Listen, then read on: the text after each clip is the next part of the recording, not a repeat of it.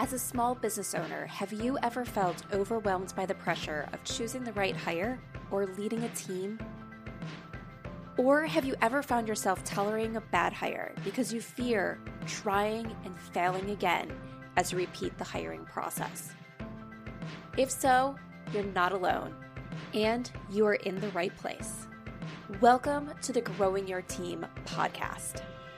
The Growing Your Team podcast teaches business owners like you to expand your unique business by teaching you to master the hiring and team management process. Hiring and managing a team does not have to be a challenge. You just have to learn to do it right. And the Growing Your Team podcast teaches you how to become a confident leader who hires right every single time.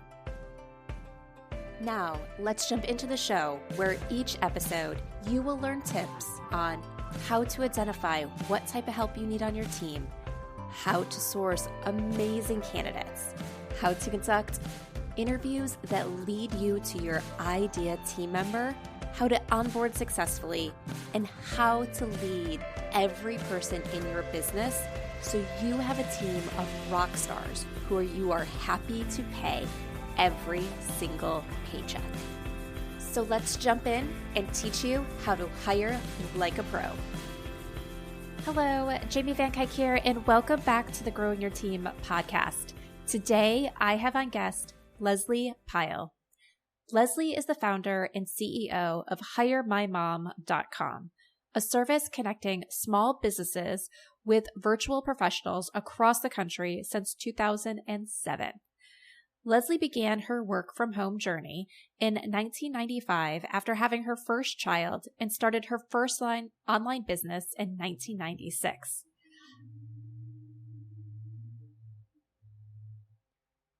She serves on the board of directors for Mighty Oaks Foundation, the Texas Youth Foundation, and is a contributing writer to Entrepreneur.com. She and her family reside in Texas. Today, Lesley and I are talking all about the power of hiring remote, flexible workers. A lot of times there is this philosophy that in order to get good quality help, you need to have someone full-time. But a lot of small businesses can't afford full-time help, nor do they need full-time help. So we are talking about that untapped market of people that are looking to give their full expertise, their high-level expertise on a part-time basis, and how her site, Hire My Mom, is connecting businesses to those employees. We are also talking about just the hiring process in general and how her company supports people finding the right person. Because whether it is a full-time team member or a part-time remote team member that you only ever see through Zoom, but never in person, you want to make sure you have the right person on your team with every hire. So let's jump into the conversation with Lesley. Hi, Lesley. Thank you so much for joining us today on the Growing Your Team podcast. Thank you so much for having me, Jamie. It's my pleasure. Yes, I'm so excited about today's conversation because I have used your site in the past in job searches, and I feel like it's going to provide so much value. So I'm so excited to share it with maybe people who haven't heard about your site yet. But before we get into that, can you tell us a little bit about yourself and your business? Yeah, I would love to. So I started Hire My Mom in 2007. So going on 17 years now, feels like forever ago.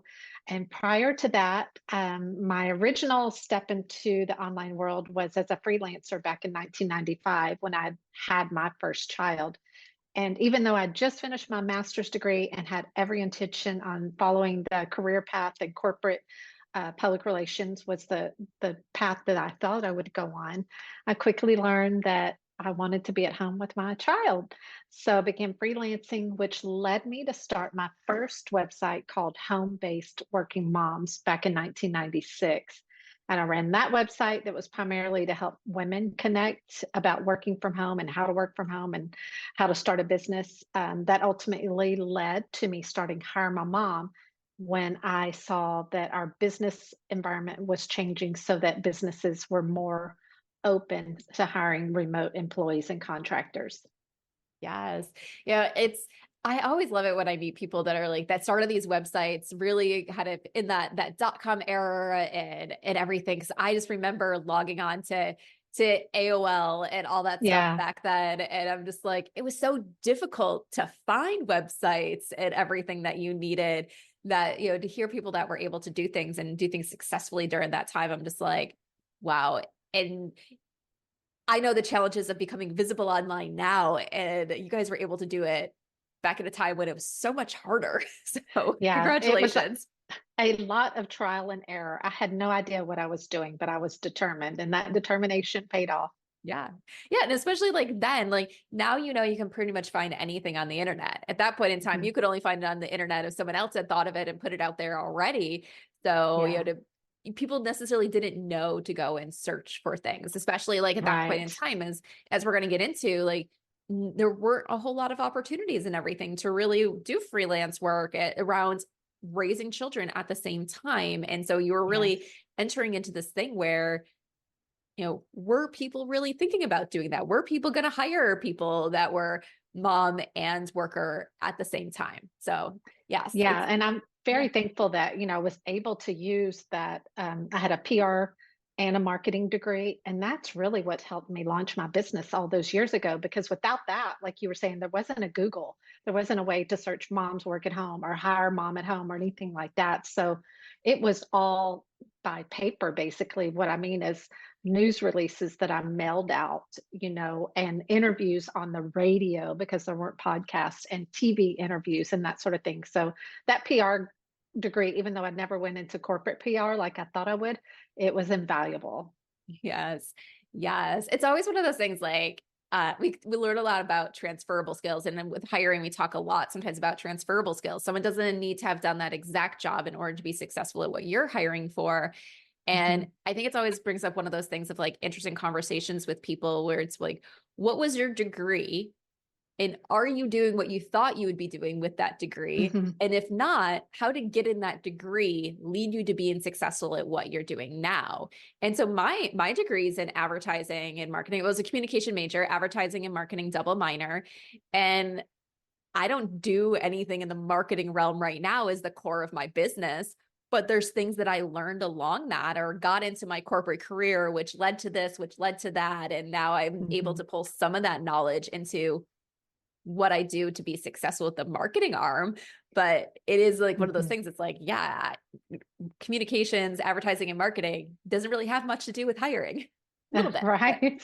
Hey, we're both started in one area, but we transitioned and pivoted to an area where we're obviously using our skills to help others. And I think that's both of a passion of ours.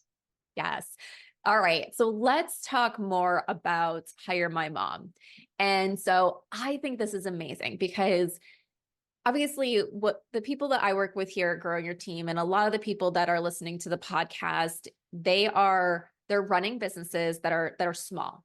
They're running businesses where they need high quality talent, but they don't necessarily need to be hiring full-time talent yet.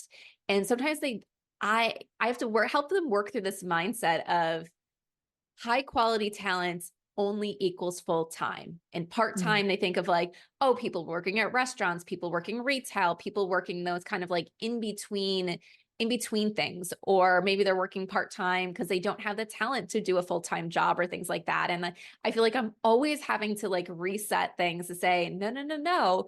There's this whole group of people out there that are looking for maybe part-time work, flexible work, because sometimes a lot of people I'm working with don't have an office. So they're like, I'm not having someone come into an office because I don't even work from in an office besides my home Mhm. office.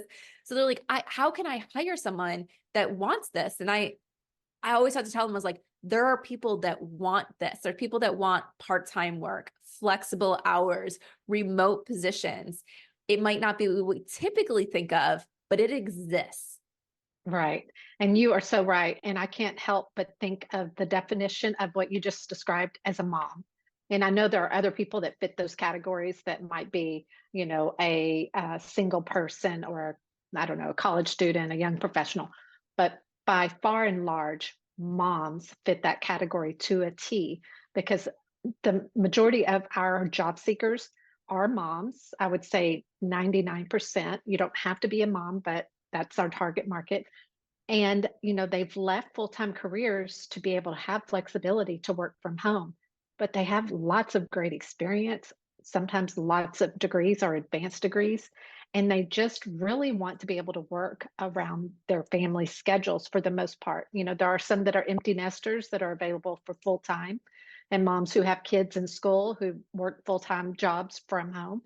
But then there are those moms of preschoolers who are just looking to work, maybe 3 to 5 hours a day while their kids are in preschool or napping, or the husband has a remote career, so they swap off, whatever it might be. It is ideal for a lot of people, a lot of women who are looking for great opportunities, legitimate jobs where they can use their experience. And also, it's really nice to be able to help a business and to know that you're providing value. It's one of those things where we get our cups filled being a mom, but we also get our cups filled by being a professional and knowing that we are helping someone in their business in whatever capacity we are. Yes. Yeah. And I think that's so true. If I think about it, like the day that I decided I was leaving my corporate job, it was because, well, one of the things that was going on that day is I was having a hard time finding a daycare that I could trust for my youngest. My mom had been watching her when I returned from maternity leave. My oldest at that point in time was in full-time preschool. And I knew there was always a deadline of when my mom would stop watching my baby because my parents are snowbirds. So they were going to be leaving Florida to go to New York. So I had that cutoff, and I couldn't find a daycare that I trusted. And I got that email that from the one, I was like, this is where I'm going to be sending my child. And they're like, we have a spot in 8 months. And I'm just like, 8 months doesn't do me any good. Like I need a spot like in 8 weeks, not 8 months. And I was like, that's it. I'm done. I'm becoming a stay-at-home mom, because having a safe environment for my child was super important. And then I thought about it and said, I could never be a full stay-at-home mom because it's not me. Like I love this career aspect. I am career focused. And I knew that if I became a full-time stay-at-home mom, I would look back years later and possibly resent my child for putting me in a position where I had to make that decision. So it was like, what can I do to make sure my child's in a safe environment and still be career woman? And that's when I decided, I'm like, this is it. This is a sign I need to go and start my own business. Let me move forward with these ideas that we've been toying around with for years. But there's a lot of people out there who don't want to be business owners. They don't want that responsibility. They don't want to have to be constantly selling. They just want to use their skills and do good work. So if other people are in that position where it's, I need to leave my career because I need to put my child first, I need to think about their safety, I need to, whatever it is, or I simply can't afford possibly multiple kids or even one kid in daycare, but I don't want to stop working, I don't want to stop progressing. These jobs and everything that are posted on your site give great opportunity for that. It's ways for people to continue in a career, continue earning income, continue building their skills while their children need them at home, or while they need to be at home for their children. And then sometimes when they become empty nesters or things like that, they can go back into that full-time employment, back into those bigger jobs. Right. Then they have the capacity to do that, and they didn't have to leave a career behind. Right. Yeah, that's exactly right. And that was my main catalyst for transitioning my first website to Hire My Mom, because I had a pool of women who did want to start a business, but I was getting more and more and more women who just wanted a job. I want to work for someone, just like you were saying. So that's, and the ones that did want their own business were happy to fall into our small business category. So they could then hire these talented women and come, it makes it a great fit for them, because as you probably know, if you go to some of the mega job sites like Indeed or LinkedIn, as a small business owner myself, I don't have time to go through 1,000 or 2,000 applications, and very few small businesses do, because we don't have HR departments. We are HR typically. And so having a website that's niched specifically for small business owners is a godsend for both small business owners who are like, okay, I can handle 30 applicants or 50 applicants much more easy than I can 1,000. And then on the job seeker side, these women are like, okay, I'm not competing with 1,000 or 2,000 applicants. I'm competing with 30 or 40. Okay, I have a lot better chance of getting hired. So that's why we've stayed in our lane, and we target, small businesses, solopreneurs, and moms, because it just seems like a match made in heaven for both. Oh yeah, definitely. Like I'm thinking of one of my business friends. She left her corporate job to start her own business because she wanted a little bit more of that flexibility. And so as she goes to hire, she goes, I left my corporate job because I wanted flexibility. Let me provide people opportunities, other women opportunities who want a little bit more flexibility, who want to be in this field and not work full time. Or, she does have some full-time team members and everything, but it's being able to provide that flexibility that people are looking for. One of the reasons why I love your site is the fact that it's niche. When we are working with clients, we always put together kind of what we call their advertising plan, and it's where you should post your job. And we always say, yeah, there's a million job boards out there you can choose from. There's a bunch of big ones, there's small ones, there's ones that are free, there's ones that you have to pay to play. But you need to make sure you're posting your job where your idea candidate is looking, because it doesn't matter if you're on this huge job board where there's millions of candidates if your idea candidate is never going to see your post. So when we say, what are some of the niche job boards out there that match your idea candidate? So as soon as anyone says, this is a remote job, a remote flexible job, I'm always like, hire my mom. Let's look at it. Let's see if it's on the list, like add it to their list. And there was recently one of our clients that we were working with. He wasn't specifically looking for a mom, but the way he described the role, it's like, this is what I need, this flexibility, blah, blah, blah. And I was just like, I put it on the job, on his advertising plan. And as soon as he saw it, he goes, yes, that is the type of person that I am looking for. Someone who can give these hours in a flexible environment, but they're looking for something they can be committed to. Someone who has, super high intelligence in the area he needed to hire for what the skill was. He says, I want highly skilled people who are open to fully remote, flexible jobs. He goes, this is perfect. Right. And I think my philosophy is moms are so incredibly grateful for remote work and flexible work. I feel like they put way more effort into proving, I can do this, I will do this, I'm going to do an incredible job for you, versus someone that's not quite, that can take it or leave it. I can work in an office or I can work from home. But moms are like, no, I really want the flexibility and the remote lifestyle. So I feel like they try to knock it out of the park. Yes, definitely. All right. So I am, of course, as someone who's used your website in the past, on your email list, and actually perfect timing, you sent an email out yesterday to your list about implementing effective hiring process or protocols. And so like, this was perfect because I was reading through it. I'm like, yes, this is everything that we talk about here at Growing Your Team. But tell us more from your point of view. What are effective hiring protocols?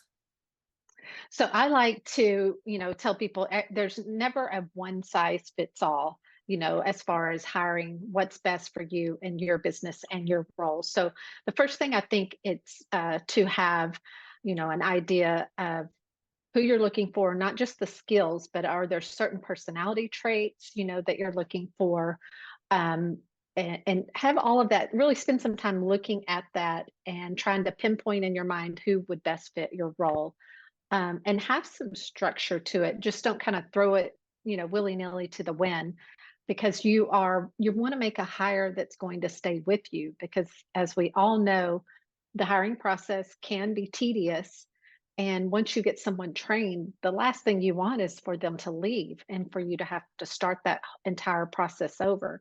So doing your work up front really pays big, in my opinion. So thinking through all of that, and then if you are doing this yourself, really creating a great job description. And I feel like, we see all extremes. We see everything from one or two sentences, and I'm like, you've got to be kidding me, to, like a 5-page book. And I feel like the right amount is probably roughly a page or less, because people aren't going to read it if it's too long.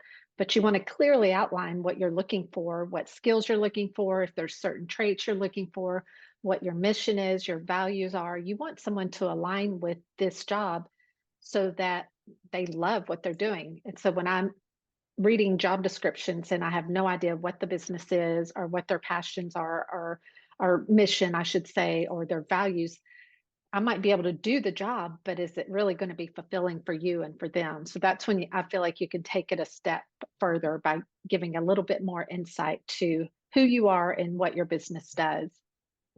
Yeah. Yeah. I love all that. Yeah. I think that's very, very important. I feel like, especially for small businesses, as you talked about, you really need to know and understand your ideal candidate. It's important. I feel like it's super important, even more so when you're hiring someone in a remote capacity, because the fact that you're not always having that, I call it accidental interaction. You're not passing each other as you go to the bathroom or go get something from the office kitchen. Every Right. interaction has to be intentional. You have to call up, you have to communicate with that team member. And there's those things where it's like, okay, that manager employee relationship of how you're going to interact with them. But then there's everything that goes on in your project. So what does that communication style look like? What do you need? Are you the person that's going to be dictating everything that they do because that's the way you like to do things? You're directing down. Or do you need someone who can kind of manage up? What does that look like? And really understanding your culture and how this person's fitting in. And then, yes, creating a job posting that is very clear on who you're going to hire. Like, I agree. Like, I had a client once that had a 2-sentence job post, and I'm just like, this is your problem. This is why you're not getting candidates. And they're like, but everyone who wants a job in this with this title should be applying. And I'm like, well, how's that working for you? Like, obviously it's not working for you. Let's rewrite it. But I also agree on the flip side, the super long job postings, no one's going to read. So about a page, and how do you make sure every word is valuable on that job posting, that you're using every line, every sentence, every word to give them something of value to determine if this is the right job for them. That's right. Yeah, I agree. Yeah. So then what about once we get to the interview process? Okay, that's another kind of, area that some people struggle with. And I think it starts with, knowing that you want to set the candidate at ease, you want to be at ease. So I think just starting the conversation off with some lighthearted questions to kind of get to know each other works well, kind of get everybody like, take a deep breath. This isn't, as scary as it can be to have an interview. And then really have strategic questions, ask questions that give you more than just a 1-sentence answer. You could ask them about previous roles, and not just what they did, but did they have any roles where they either expanded that role or improved it? Did they do anything? How did they work with the team members? Questions that are kind of probing, and if you don't get the answer that you're hoping for, you maybe ask a secondary question along the same lines. And depending on what type of role you're hiring for, you're not just looking for their experience, because that's great, but you're looking more for how they handle day-to-day interactions. How do they think a successful remote career works? What tips do they have to make it successful, and what are some of their pet peeves? And you're listening for things that really align with you, or if their pet peeve is exactly how you run your business, you're like, okay, then she's probably not, or he's probably not a good fit. So you're looking for those kind of things. And if her pet peeves or his pet peeves are the same as yours, you're going to like, okay, good, we're not going to drive each other crazy, and just looking for things in their conversation that either check a box for you or cross through, in some way. And so I think those are kind of good preliminary things to consider. Yes. Yeah. And I think that's so important. I feel like I've worked with business owners in the past where they are so afraid at times to really let their true self shine in an interview, because they're like, well, people might not like that. People might not want to work with, like, if I'm more direct. And I'm just like, you're right. People might not want to work with you if you're a more direct person with your feedback and everything. So we want to make sure that we're not selecting someone who doesn't want to work with you. Like we Right. want our true self to show during an interview and ask the right questions to uncover what this person is going to be happy with in a work environment so that way you can get the right person. We're not just trying to trick someone into the seat so you can fill your position and hope that they'll be successful. We want to find the right person. Right. Exactly. Yeah. And I totally agree with you said like start off with some of those like easier questions. The question that we always start with is pretty much that walk me through your resume or your work experience type thing. And I always say in your own words. And I always say, I have reviewed your resume. I do have it pulled up, but I always love to start there because you never know what a candidate's going to say. And we don't really give a whole lot of structure. We just say in your own words. Because everybody knows what they've done. They know what's on their resume. They know their jobs. You're not asking them any trick question to start. And sometimes it just gets them talking. It gets them talking where then maybe you can pull some stuff out and be like, ooh, tell me more about this. Or that was great. Like we're going to get more into some of these details as we go on. But you're starting with a question that they really don't have to think too much about because they know their work history. That's right. Yes. And like you said, you might find some golden nuggets in the conversation that were not on the resume that really line up well with what you're looking for or skills that you didn't know they had. Yeah. Yep.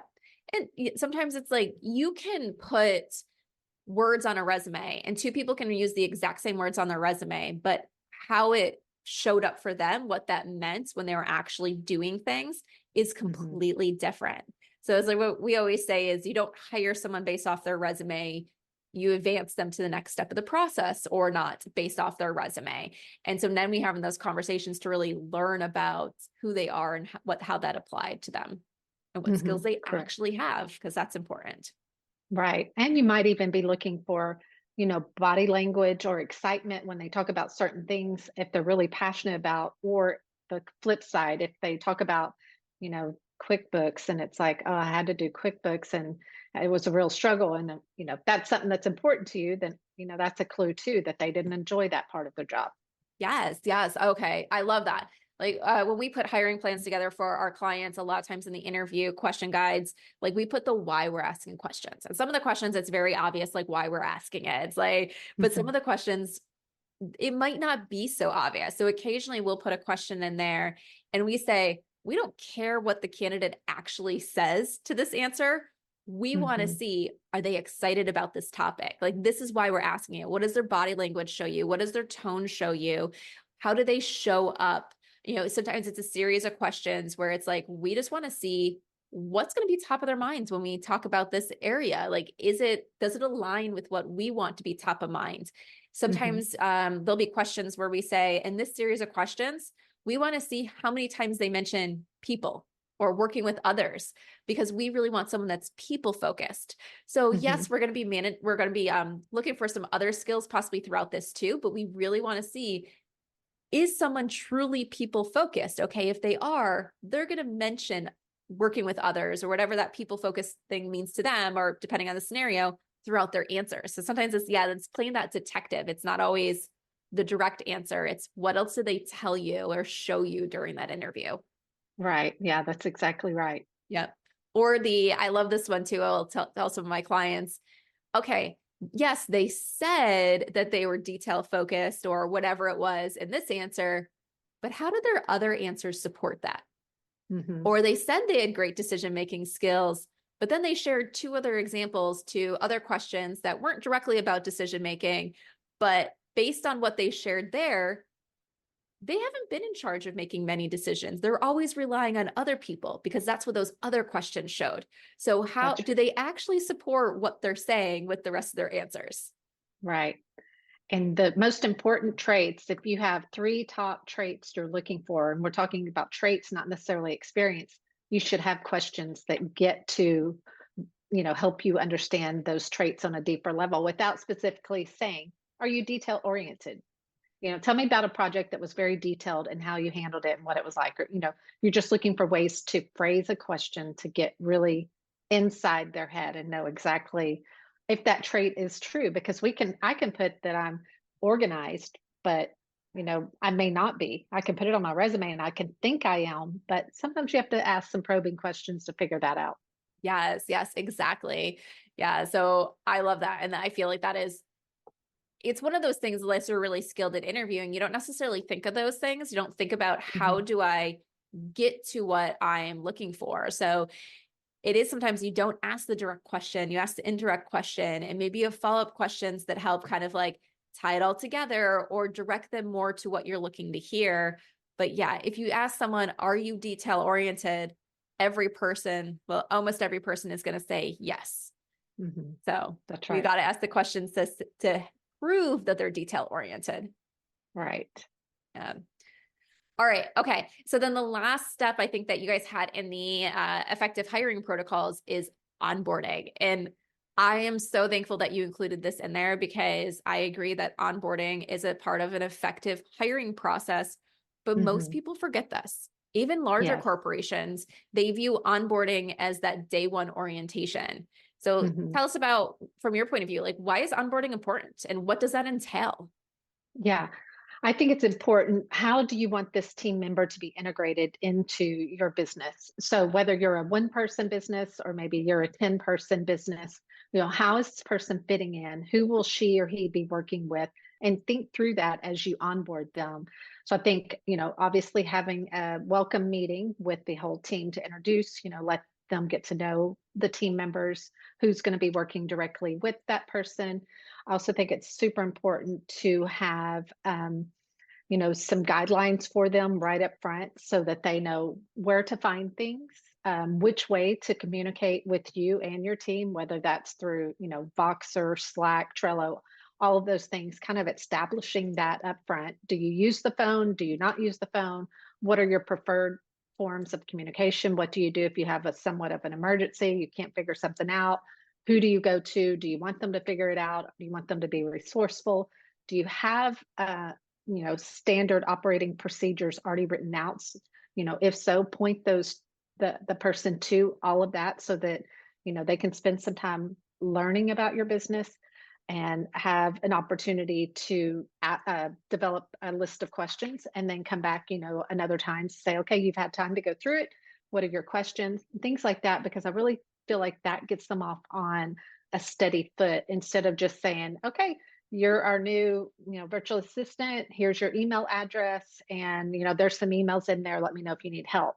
I mean, that would be like frightening to me if somebody told me that versus kind of, initially giving me the lay of the land, because when I hire someone, I like to try to put everything out, make sure they understand as much as possible, not only their role, but Hire My Mom as a whole, my philosophy, how important customer service and customer care is, how much integrity is important and honesty, because we work with candidates and businesses, we want no, scams and things like that. So having all of that discussion up front and onboarding someone, I think is much more of a seamless process. And I think they feel valued in that way too.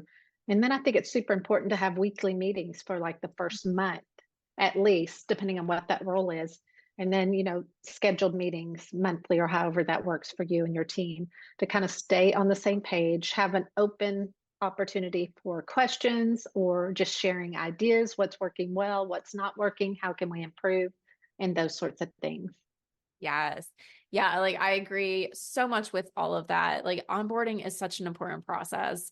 And like one of the things I always say is if you don't communicate your expectations, your team members will create their own expectations and chances are they will not match yours. And you can't be frustrated that someone's not meeting your expectations if you never told them your expectations. That's right. And I love how like you even brought in teaching them about Hire My Mom from the start. And I feel like that's always one of the things that people are like, well, we've told them a little bit during the hiring process. The information's out there. Our website's out there. It's just like, yes, but you go through all of that again and go through it in more detail and really what those things mean once someone's on the team. One of the things that I have my new hires do when they come on is obviously I have this podcast. And so I have them go through and listen to a few episodes, some of the solo episodes, some of the guest interviews and everything. And the purpose is like, I want them to hear how I talk about certain things about the hiring process. What really, like, stumbling over my words here, but what's really important about who we are and what we do and our philosophy and our way of communicating.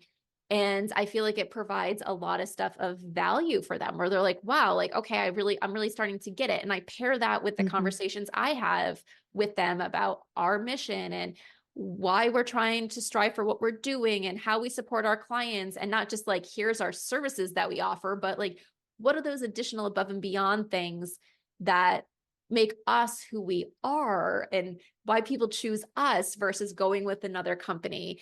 And it really helps them understand more about their role and what they're doing and what they can do to help the company be successful. I think it's also one of those things is studies have shown that if you have a more thorough onboarding plan, your retention rates go up. So if you want your employees to stay around and you don't want to have to be always in that hiring and firing cycle or hiring and rehiring after people quit cycle, then you need to have a good onboarding plan. It's worth the time and effort. It absolutely is. And I think also just not forgetting once they are integrated into the team, not forgetting to recognize them and appreciate them, with when birthdays come around and Christmas comes around, or just appreciation in general, whether it's a thank you email or maybe a bouquet of flowers on their birthday, just remembering that, showing appreciation goes a long way, helping them feel valued because they are. And I think it's easy sometimes to forget to remind or tell your team members how valuable and how much you appreciate them. Yes. Yeah. I feel like that's so important, especially working with a lot of small business owners. There's a lot of small business owners that are high achievers. I think sometimes we have to be in order to be successful. And we want high achievers in our business because especially those first few hires, we want someone who's very similar to us, who's going to help us drive. And I think one of the things with high achievers is because we're so used to doing things well, and it comes naturally when you're a high achiever, that you don't actually sometimes realize all the things you are doing and all the things you're doing well, because you're just focused on that next thing and you're focused on getting that thing done. And so it really can go a long way if you have a team of high achievers to point out what they're doing well. I remember one of my team members in the past, I created a list of all the accomplishments that she was doing throughout the year. So when it came to review time and she goes, I have no idea what to put here. I'm like, what do you mean you have no idea what to put here? Like, here's a list of things. Here's what I've been keeping track of. And she goes, well, that was just my job. And I'm just like, no. Here's the stuff that was just your job, or how this would have looked like if you just did your job during this stuff. Here are all the things within there that you went above and beyond, and why, you're deserving of the promotion and you're deserving of this and everything, because you didn't do just your job. You did that extra because you're a high achiever, or this that you did. Yes, we set you this goal, but here's how it impacted the bigger organization and things like that. And just help point out what they're doing well and the impact that they're making. And like you said, say thank you. It goes a long ways. Right. Yeah, definitely. So, all right. Before we wrap up and everything for today, like, one of the things I just want to say, like, once again, like kind of giving praises for hiring your mom. And it's like, and listening to you talk and everything through this today, I feel like there's so many job boards out there. Is the purpose of the job board is the job board to make money. Like, and I know as a business, like that's our goal too, is we're making money off of everything. And if we're not making money, we can't stay in business. So obviously that's a goal, but it's so refreshing to hear like a job board out there that is doing that with the right intent. You really understand the hiring process and what it means for someone to be a successful, or to go get a successful hire. You started this to help people who are needing or wanting to find work that maybe didn't fit into something else. You're giving them a place to be, and all these things that really make it that, this great thing for both sides. And that, I know you guys offer hiring support as part of it. So it's not just we're here to help candidates find jobs. Like, you guys really look forward to helping companies being able to be successful in their hiring process as well. So I love seeing that kind of full circle. It's like, how can we help both sides instead of feeling like it's how can we make money off of both sides? So good job there. Thank you. All right, Lesley. So how can people get in touch with you? So yeah, the best way is obviously just our website. So hiremymom.com. And then we are on most social media, Instagram, LinkedIn, Facebook, Twitter, at Hire My Mom. So you can find us there as well. Okay, yeah. And all those links and everything will be in the show notes. All Yes. right. So my final question that I love to ask all my guests, we've all had leaders or managers that have stood out to us throughout our career. So think of a leader or manager who stood out to you and share one thing about them. This is a tough question for me because, as I mentioned, I graduated with my master's. I worked less than a year and left, began freelancing. So I have really, my entire career has really been working for myself. So I can't say that I have a manager, within my professional career that I could say, I learned a ton from. I would say it's primarily been authors, books that I've read and things like that. But as a Christian, I will say by far over my 28 years of working for myself and growing a business and needing strategy and needing help, like, I don't know what I'm doing. Help me, Jesus. Literally, it's been Jesus, through the thick and thin of it all, just through prayer. I feel like that's where I have gotten, my inspiration and my guidance. And, I haven't had that corporate boss or those team members. I've had Jesus. No, that's a great answer and everything. And I feel like it's one of those things is sometimes there are people similar to you that's like, I've been a business owner in the entire thing. I didn't report to anyone. And I think it's also that recognition of someone doesn't have to be your boss to really inspire you and give you that leadership and guidance that you need. You find it from different places. And even if it's not someone that you directly report to in a corporate environment. So it's Right. great when people are able to find that support and that guidance and everything that they need in any way that is best for them. So that's a great answer. And it's very different than some of the things that we heard because everyone does. They think about who have I formally reported to? So that's great inspiration and everything. All right, Lesley, thank you so much for joining us today on the Growing Your Team podcast. Thank you, Jamie. And that wraps up this episode of the Growing Your Team podcast. But before we go, are you ready to gain the confidence to hire like a pro, but need to find a way to do so that fits your limited time and doesn't stretch your budget beyond its capacity?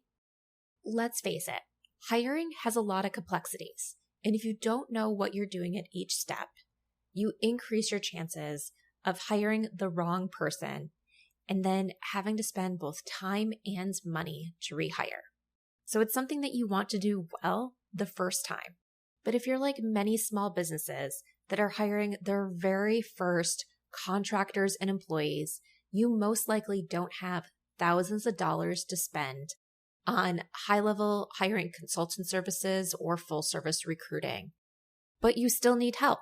You still need guidance. You still need the support to hire well. That is exactly what the Micro Hiring Consulting Program is for.